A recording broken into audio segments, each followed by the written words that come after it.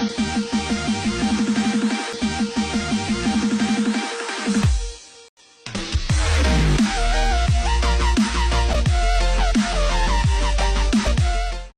guys, welcome back to Tappy Vlogs. അപ്പോൾ നമ്മളിന്ന് നമ്മളിവിടെ യൂട്യൂബിൽ വീഡിയോ എടുക്കാണ്. സീനെ കൊണ്ട് തോറ്റി.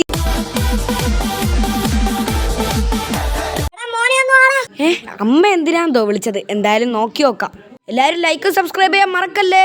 എന്തിനാ അമ്മ എന്നെ വിളിച്ച? മോനെ, അച്ഛനാണെങ്കിൽ ഇമ്പോർട്ടന്റ് ആയിട്ട് ഒരു സാധനം മറന്നു വെച്ചിട്ട് പോയി. മോനെ അതൊന്നും കൊണ്ട് കൊടുക്കോ? ഓ അമ്മ, ആ 10 വർഷമായ ട്രാക്ടറും കൊണ്ടുപോയ എല്ലാവരും എന്നെ കളിയാക്കും. ഒരു KTM എടുത്ത് വരാൻ പറഞ്ഞിട്ട് കേൾക്കൂല. എന്തായാലും ഈ ട്രാക്ടറും കൊണ്ട് തന്നെ പോവാം. പക്ഷേ 10 വർഷമായി ട്രാക്ടർ എടുത്തിട്ട്, എന്നിട്ട് ഇതിൻ്റെ EMI പോലും തീരുന്നില്ല പണ്ടാരം. അതുമല്ല, ഈ 2 നില ട്രാക്ടർ വീട് കണ്ടാൽ വിചാരിക്കും എൻ്റെ സ്വന്തം വീടായിരിക്കുമെന്ന്. പക്ഷേ ഇത് കടത്തിൻ്റെ വീടല്ലേ, കടം. ഒരു വാടക വീടും. എനിക്കായിട്ടൊരു ബൈക്കും ഇല്ല, കാറും ഇല്ല, ഒന്നുമില്ല. എൻ്റെ മോനെ, ഇതെന്താ ഒരു ഡിഫൻഡറോ? ആട്ടാ മോനെ, ഈ ഡിഫൻഡറൊക്കെ ഓട്ടിക്കുന്നവൻ്റെയൊക്കെ ഭാഗ്യം. പക്ഷേ എനിക്ക് മാത്രമായി ട്രാക്ടറുള്ള. ബാക്കിയുള്ള എല്ലാ സിറ്റിയിലുള്ള എല്ലാവർക്കും ഓടി കാറുണ്ട്. എടാ, നീ എന്തിനാടാ എന്റെ കാറിന്റെ മുന്നിൽ വന്ന് നിന്റെ നശിച്ചൊരു നാറ്റം. അവന്റെ ഒരു ഊള ട്രാക്ടർ 10-15 വർഷമായ ട്രാക്ടർ കൊണ്ട് ഓടാ. എന്റെ പുതിയ ഡിഫൻഡർ വല്ലതും തൊട്ടാണ്ടല്ലോ കോടിക്കണക്കിന് മേടിച്ച വണ്ടിയാ. പോടാ പൊട്ടാ, അവന്റെ ഒരു ഊള വണ്ടി. അവൻ പണക്കാരനാണ് വിചാരം. 2 കൂടെ റേസാ? എന്റെ മോനെ, 2 കൂടെ റേസിംഗ് ആണല്ലേ. എന്റെ പൊന്നോ, ട്രാക്ടർ എന്തിനു നാശിച്ച നാറ്റോടാ, കൊണ്ടോടാ. ലംബോർഗിനി കാർ വെച്ച് ഇവന്റെ ട്രാക്ടറിനൊന്ന് ഇടിക്കാം. എന്റെ അല്ലോ, ചേട്ടാ നിങ്ങൾ എന്തിനാ എന്റെ ട്രാക്ടറിൽ കയറി ഇടിച്ച? ഞാനാണോടാ? എന്റെ ഗ്ലാസും പൊട്ടി. മര്യാദക്ക് എനിക്ക് പൈസ താ. ചേട്ടാ കാണാത്ത പറയില്ല. ഞാനല്ല, ഞാൻ പയ്യെ വന്നോണ്ടിരിക്കുമ്പോ നിങ്ങളാ ബാക്കിൽ നിന്ന് തട്ടിയത്. പിടിച്ചോളാ. എന്നെ ഇനി അടിക്കല്ലേ. വേണ്ട, ഞാൻ പോയിക്കോളാം. ഞാൻ ഈ നാട്ടിലെ വലിയ പണക്കാരനാ, എന്റെ അടുത്ത് ഉടക്കാൻ വരില്ല. പോ. പൊന്നോ, ഈ തടി എന്തിടിയോ അടിച്ച. എന്തായാലും ഞാൻ അച്ഛൻ്റെ സെക്യൂരിറ്റി പണിയുടെ സ്ഥലത്തെത്തിയിട്ടുണ്ട്. ഇനി നമുക്ക് ബാഗൊന്നും എടുക്കാം. മോനെ, ഇപ്പഴാണോടാ നീ വരുന്നത്? ഞാൻ എന്തായാലും ഈ ബാഗ് ഒന്ന് മാനേജറിന് കൊടുത്തിട്ട് വരാം. ചാ പൊക്കോ, എനിക്കൊരു കാര്യം പറയാണ്ട്. KTM. അവന്റെ ഒരു KTM ഒന്ന് പോടാ അവിടെ നിന്ന്. കുഴപ്പമില്ല, ഞാൻ കരയണൊന്നുമില്ല. ഒന്ന് പോ പടുക്കളവി. ഹോ, എന്തായാലും ഞാൻ വീട്ടിൽ പോട്ട്. അമ്മേ, ഒന്ന് വന്നാണ്. എന്താ മോനെ വിളിച്ചേ? അമ്മ എനിക്ക് KTM വാങ്ങി തരാന്ന് പറഞ്ഞു. അതൊക്കെ വാങ്ങാം. അച്ഛന് ബാഗ് കൊണ്ടുകൊടുത്തോ? KTM പിന്നെ പറയാം. എന്തായാലും അമ്മ, ഞാൻ ഒന്ന് പറമ്പിൽ കളച്ചിട്ട് വരാം. കുറെ ദിവസമായി കളച്ചിട്ട്.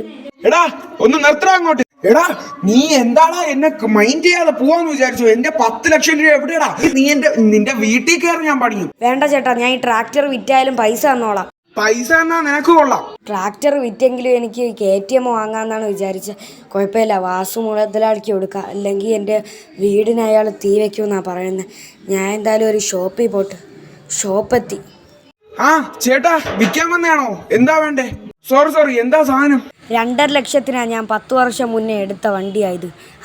എനിക്കിതിൻ്റെ പാതിയെങ്കിലും വേണം. ഒരു കാര്യം ചെയ്യാം ചേട്ടാ, 1.5 ലക്ഷം രൂപ ഉറപ്പിക്കാം. 1.5 ലക്ഷമോ?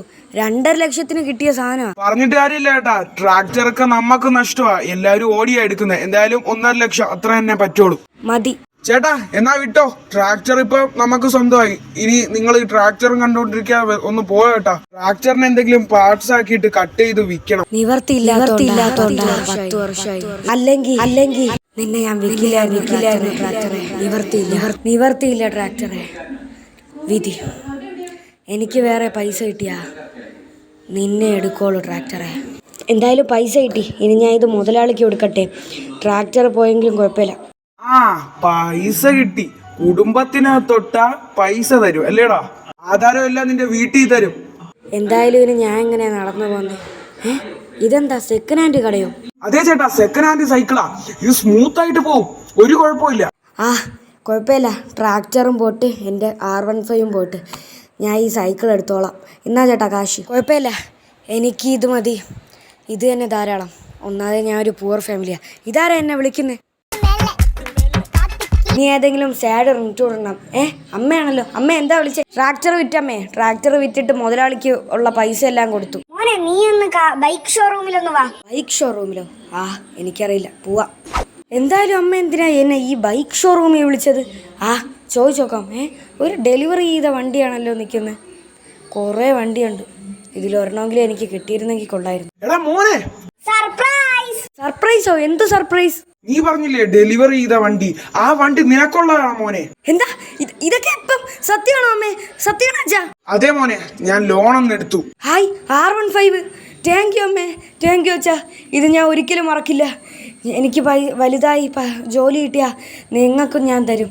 അതൊന്നും മോൻ നോക്കണ്ട, മോൻ സൂക്ഷിച്ചു പൊക്കോ. കുഴപ്പമില്ല, ഞാൻ ആഗ്രഹിച്ചല്ല കിട്ടിയത്, എന്നാലും എനിക്ക് മതി. ഞാൻ ഒരു പുവർ ഫാമിലിയാ. എനിക്ക് വലുതായി ഞാൻ വലിയൊരു ജോലി വാങ്ങും. 5 years later.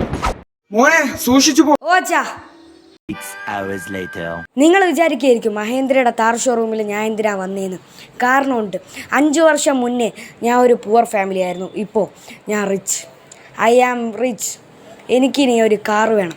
എൻ്റെ അച്ഛനെ ഓട്ടിക്കാൻ എൻ്റെ അച്ഛൻ്റെ സ്വപ്നം ഞാൻ നിറവേറ്റി. മോനെ, ഈ താർ നമുക്കുള്ള. അതെ അച്ഛാ, 5 വർഷം മുന്നേ ഞാൻ ഒരു പ്രതിജ്ഞ എടുത്തിരുന്നു.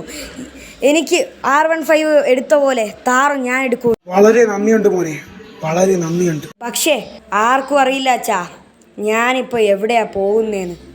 എവിടെയാ? എന്തായാലും പോയി നോക്കാം മോനെ. അച്ഛാ നോക്കച്ചാ. ഇതാരുടെ വീടാ? ഇത് നമ്മുടെ ട്രാക്ടർ.